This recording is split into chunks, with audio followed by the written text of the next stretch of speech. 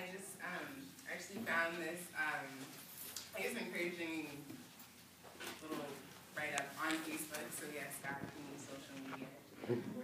Amen. It really encouraged me, and so I wanted to share it with you guys. The verse is 1 Corinthians 15:58. It says, "Therefore, my beloved brethren, be steadfast, unmovable, always abounding in the work of the Lord."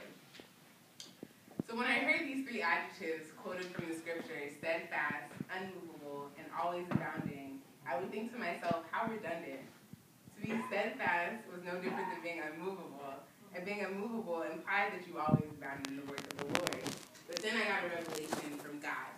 To be steadfast means to be loyal. And loyalty in this age of a new house after 5 years, a new position after 5 months, a new church after one offense, or a new commitment leaving others unfinished, is an endangered species. Loyalty is an endangered species because the world has presented more buyout options. But still, God says, be steadfast. Be loyal to your commitment to God, who created you with purpose and intention. Be loyal to his church, even if you feel unheard, overlooked, and ignored. Be loyal to others, even when others aren't being loyal to you. Why? Because the covenant through which the blood of Jesus Christ brought, the covenant which displays the full extent of the love of Christ, is about sacrifice, not compromise. Romans 12:1 says, "Offer your bodies as a living sacrifice, holy and pleasing to God. This is your true and proper worship." The word immovable is connected to your emotions. Our emotions are great gifts to our human experience, but our emotions are not reliable sources of revenue in our life account. Excitement is subjective and fickle. What makes us happy today might not excite us in 3 years or even 3 minutes later. So God says, be immovable. Don't live by your emotions, but be anchored by your convictions. Obey God always, whether it excites you or not. And live by the command of God as it's written in the Bible. Demand your emotions to line up. That way, you're not tossed to and fro by every wind of doctrine. To always abound in the work of the Lord means that your worship is accidental. God can have full access to you 24/7 and can take snippets from your life at any time of the day and feature them in his reality show. If the cameras follow you all day, would God find you always abounding?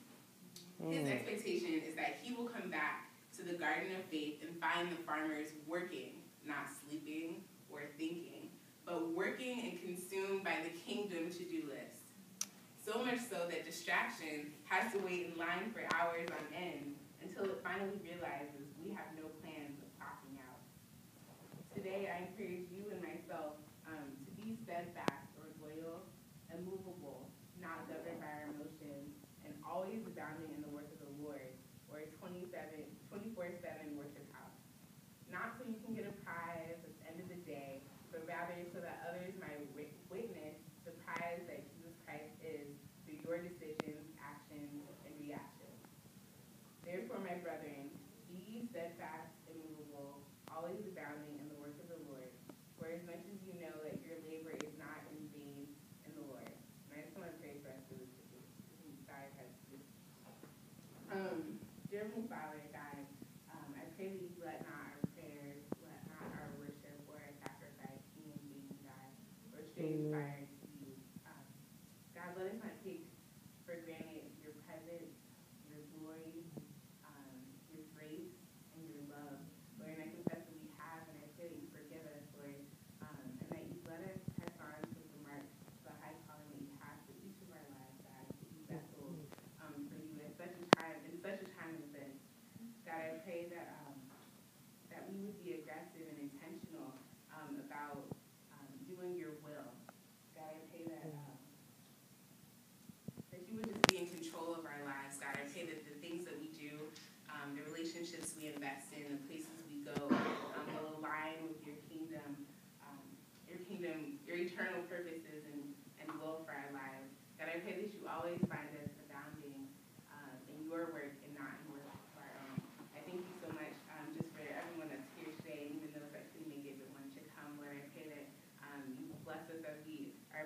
of our final guide, that your spirit would continue to lead us and guide us, Lord, and that we would be obedient